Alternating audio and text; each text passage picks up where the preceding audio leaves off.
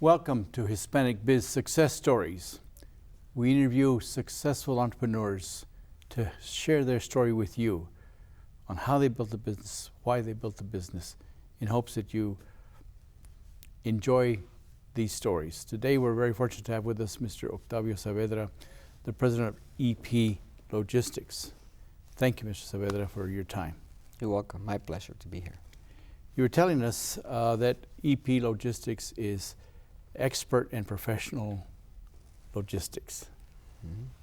And again, you started your business in 2005. That's correct. Right. Mm-hmm. You're from Laredo. You moved here to El Paso. Before that, you worked with a large company for 8 years, you were saying. Right. Mm-hmm. And in the process of working for another company, you learned how to build a business because you built it for them. Right. Mm-hmm. So now you have to start a business, and you have your family support. Now you have teenagers. Right. I do. What's it like raising teenagers? It's challenging. You know, Julia is, which is my 13-year-old going to 14, but she thinks she's 18. Right.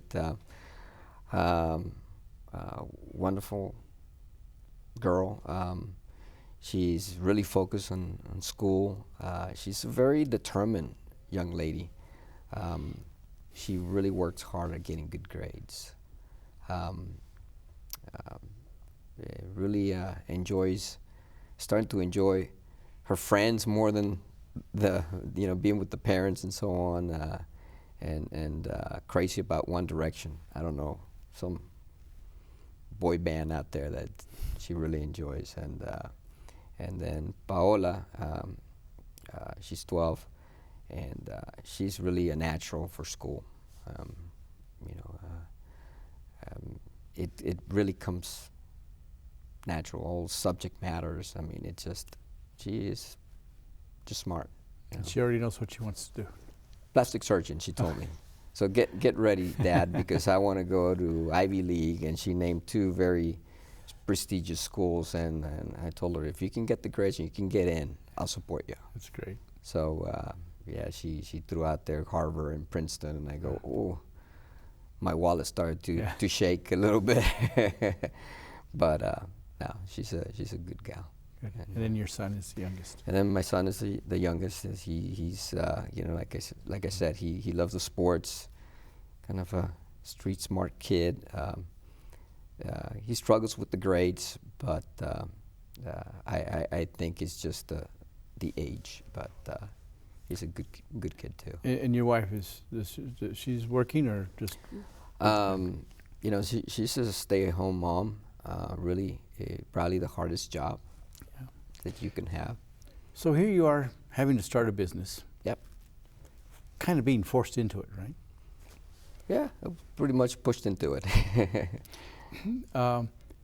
Why did you decide, here you are without a job, Mm-hmm. and you have some options. Yeah. Go Mm-hmm. get another job because you're you built this business for this large company. Mm-hmm. So you're certainly marketable, but you decide to open a business. Why did you decide that you wanted to go owning your own business? For the same reasons that I lost my job. I didn't want to really not have control of my future. Where here I was, where I thought I was, really moving up in the ranks and so on. I had some opportunities that I passed on to be, a regional director or so on. One time it was an opportunity to move into Mexico City, to run Mexico City, but my wife didn't want to go to Mexico City, which I totally understand, and probably the right decision to stay here. Don't regret any of those things. So there I am, kind of facing reality. I did kind of, interview the market, but all the other major freight forwarders are much different. They have a much different model than what I was accustomed to. So I didn't want to be in that same situation again at the end of the day, and being an entrepreneur just kind of kicked in. So what are freight forwarders? Freight forwarders are, they call freight forwarders, 3PLs, and so on. what we do is we move freight on behalf of our customers. So, for example, you have freight sitting in anywhere in China. You need to move it ocean or air. We have contracts with multiple ocean steamship lines, and we find the best routing for your freight. Best routing, best pricing. The same thing with the air freight. We buy space with the airlines, and we move cargo. And because we're freight forwarders, we have multiple customers, and we use those volumes to negotiate rates with the suppliers being the airlines and the ocean liners and the trucking lines as well, because we also offer. So, but when you start, of course, you have to start from scratch. Yes. What need did you see did you see a need not being served? Absolutely. The niche that I saw when I first started was a trend that is relatively common now, is where we manage the inventory for the maquiladora industry. But not only do we manage it, but that inventory is not owned by them. It's owned by the suppliers, and we bill the suppliers. So the benefit to the maquiladora is that, one, they don't have that inventory in their balance sheet. So immediately there's a huge cash flow and benefit for the balance sheet. They really love that. The other benefit is that we take that warehousing space, we put it in our facility. They use that warehousing space for production. Production is more profitable. Production space is more profitable for the maquiladora. So from the onset, I had an opportunity with a big company here called Foxconn in San Jeronimo and in Oscar Flores, where in Juarez, where they said, okay, EP Logistics, you can come in and do vendor managed inventory for us. And they gave us a little corner in the back, way in the back, and that's how we got started. And in fact, we had such a good relationship with the Foxconn executives that they even helped me select the right system, kind of coach me along the way, and because they knew we had a good relationship, there was good integrity, honesty, and there was that confidence between us.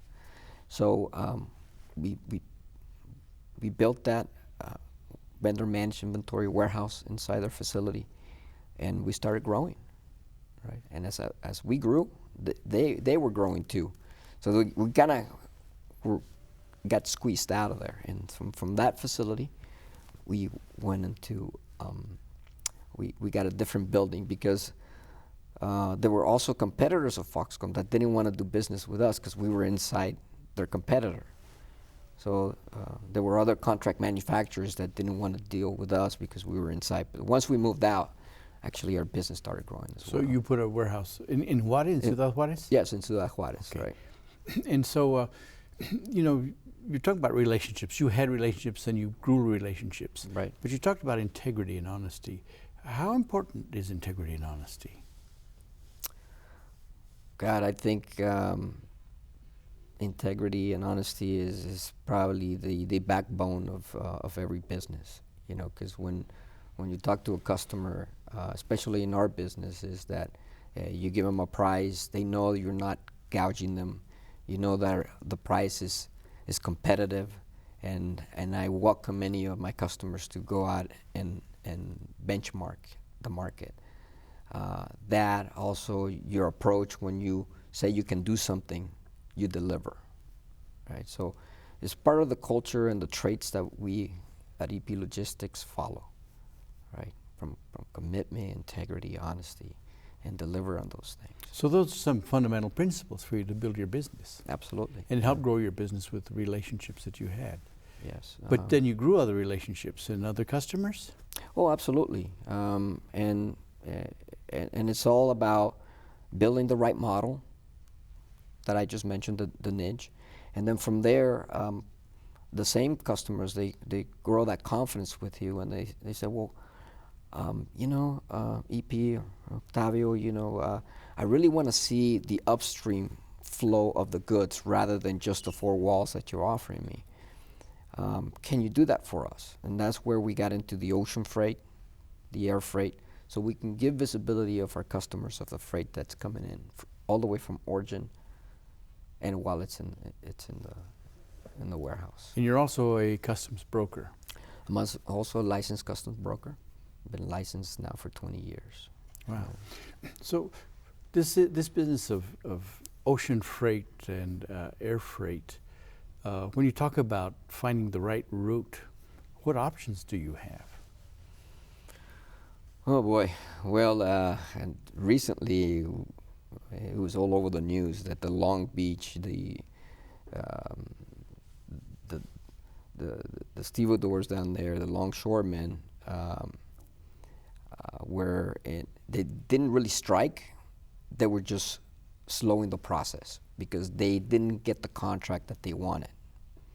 They weren't happy, but they put the pressure by slowing things down.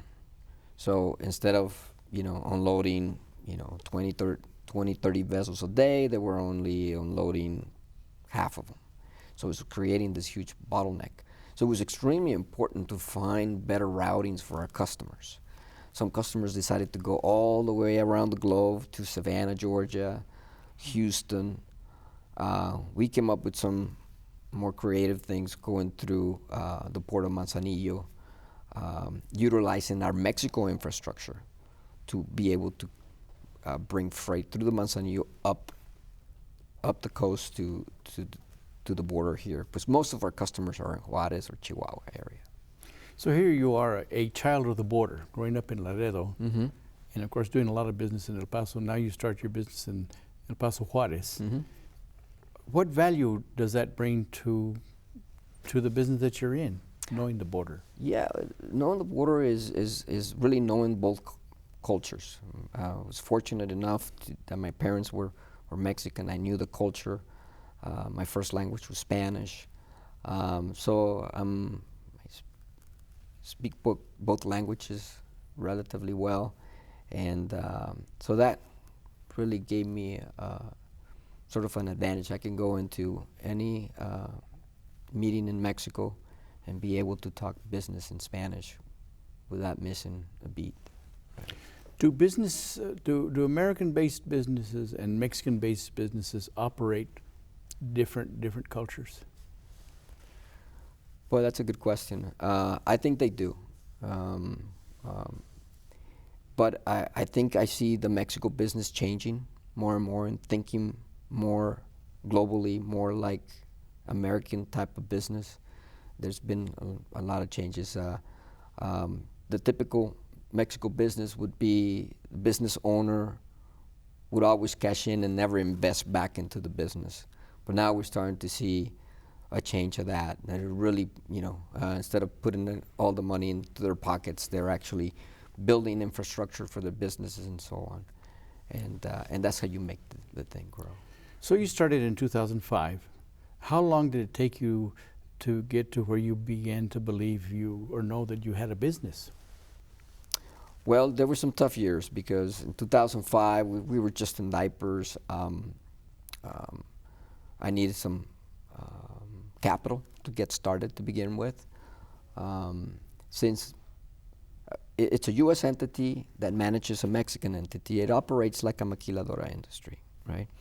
Or a maquiladora business. But our business is de servicios, it's a service maquila. So for me to find funding, it was kind of difficult. I went to the SBA, they said, okay, you got to do a business plan. Okay, no problem. I had some experience doing business plan. And the people here at SBA are very good. They give you some samples, they give you some coaching, a few meetings. Didn't take long before we did some forecasting of, okay, how many customers, expectation of revenue, my expenses over a 2-year span. Okay, here it is. Go to SBA. And to find out that SBA really doesn't fund money for when the majority of the investment is going to go to a foreign country, in this case Mexico. So I was back to square one. So I had to do, I remember the house I told you that I had just built. I had to sell that house, moved into a smaller house, had some sacrifices to do, used that capital to back up my the loan. And I at that time I worked with State National. They really believed in my business plan. They helped me through the loan process. Although it wasn't very risky because I had it pretty much, backed up with some collateral of my own, and because I was blessed in that area where I worked, I saved some money, and we had that going as well. But your banker understood the business you were in too. My banker really understood the business. His name is Hector Almeida. He's now retired, and he kind of walked me through the process. He understood it, believed in me, and signed in the dotted line and moved forward. And that's really what funneled the business. So we bought computers, systems, and working capital to get things rolling the first couple of years. And in addition, I took a job. I did an alliance with another freight forwarder, where I started their brokerage entity and supported them with their international business as well. From the beginning, I was up front and told them I'm building my Mexico entity, and when my business started growing and growing, it was requiring more and more time until I needed to be there 100% of the time. How long did that take? It took about 3 years. It took about 3 years before we can actually make the turn to some positive numbers.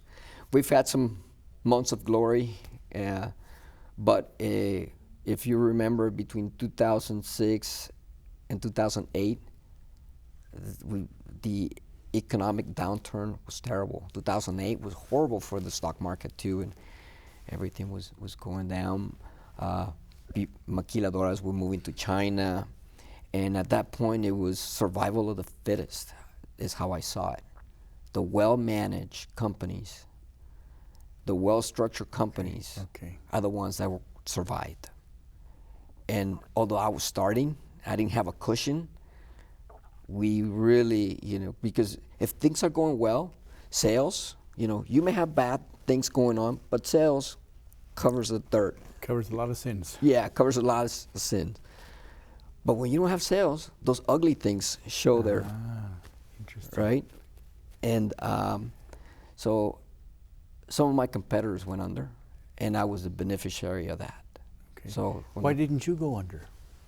Because I was trim. I was starting, and I didn't have, my expenses weren't high.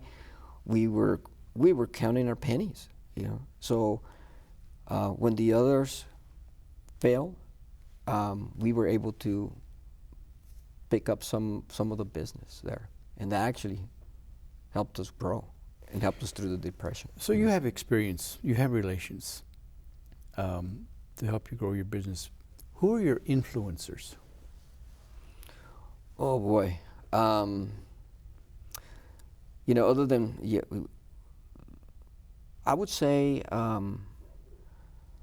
several influencers. Other than my wife was always supportive. Hey, you can do this. My faith in God was also my biggest influencer, because immediately after I lost my job, I seek faith and get closer to Him. And so I would have to say my faith in God.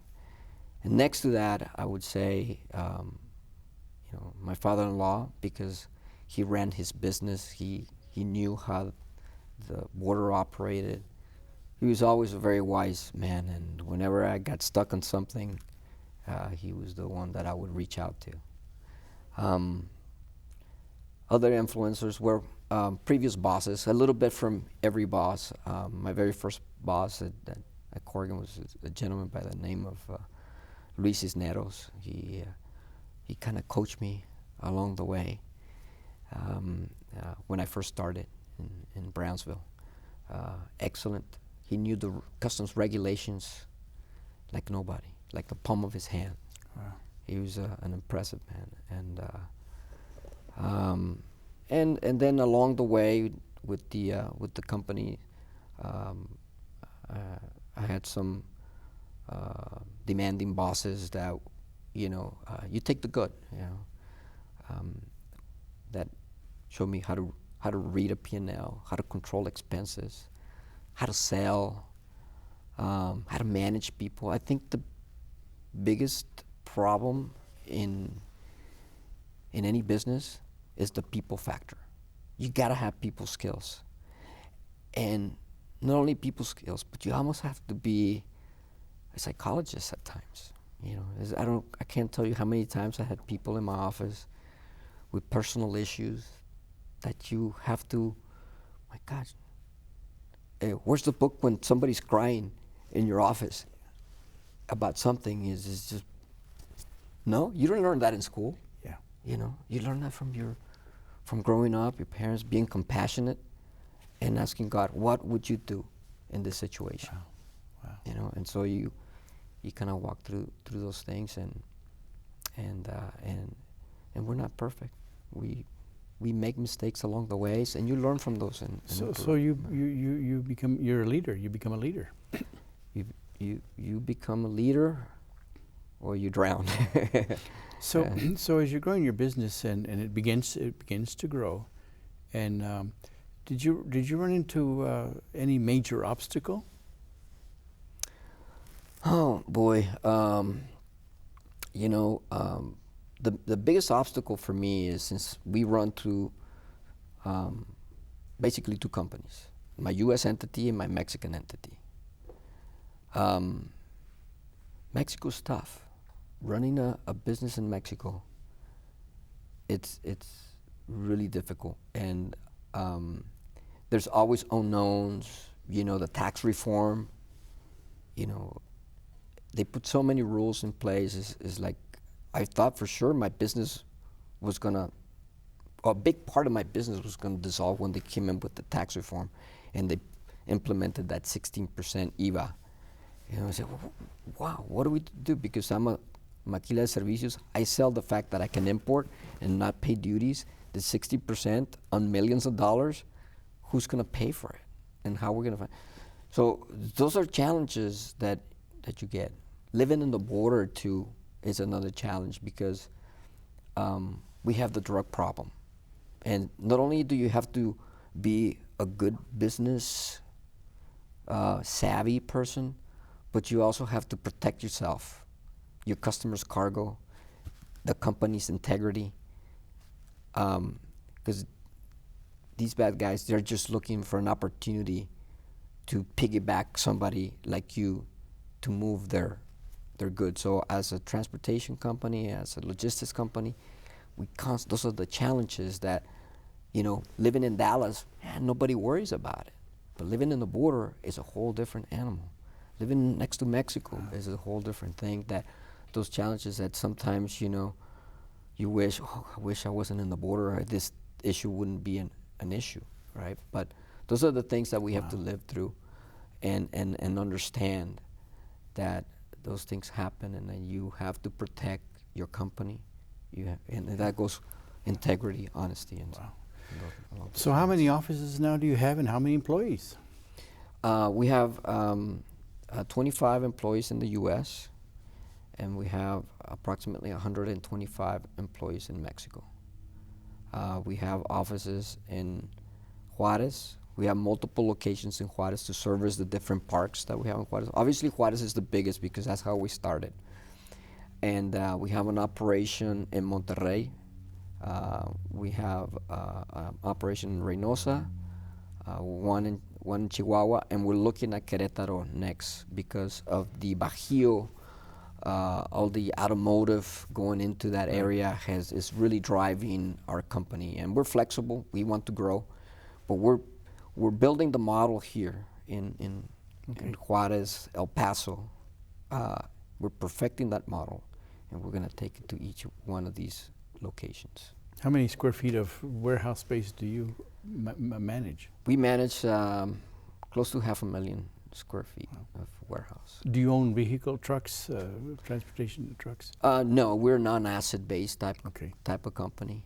I always tell people that, you know, it's like being, you know, a shoe shiner. You shoe shine, and that is your expertise. Stick with that. I'll pay the guy to do the shoe shine. So what is your expertise? Well, I'm a licensed custom broker. What I always tell my people is to be, you know, a jack of all trades and a master of some. Can't be a master of all. And my expertise, obviously, experts in logistics. So my expertise, I really enjoy the sales part of my business.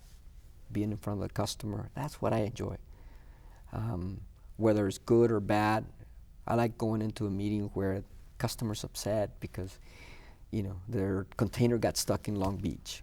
Okay, so we'll take slides of what's going on in Long Beach, and I say, we're all in this together. It's everybody. No need to get upset. But look, we have a solution for you. We're gonna move it through here, or we air freight it. Well, the air freight, they don't like it too much because it costs them too much money. But we find other solutions. And at the end of the meeting, he was upset, but at the end, we're shaking hands and we're laughing. And to me, that is gratitude. That is... You like solving problems. Absolutely. And, you know, you can say, yeah, well, I'm an expert in custom brokerage and expert in this or so on. At the end of the day, people are looking for somebody who's going to find a solution. I don't care how you do it, but get me a solution. So you built a very nice business now. So what's next? I'm not done yet. Okay. I think I'm still in diapers in this business. Really just like I said, we're still perfecting the model. This year is going to be, for EP Logistics, is going to be the year of recruitment or recruiting of talent. Want to bring the best people out there in the market to help me continue to grow this dream.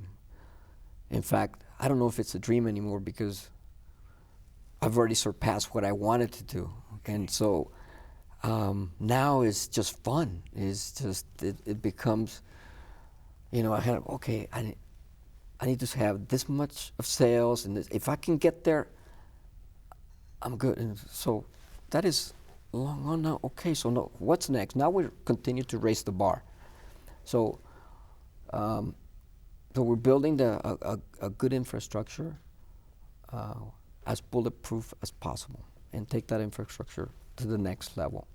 One day, hopefully, we're ringing that bell in NASDAQ and saying, hey, we went public. That's where you're going. Fantastic. That's where I'm going. I do have my reservations about being public, but because private has some benefits versus public, but and I also want to leave a legacy behind. Right? 3 kids that we talked about. But that's the horizon.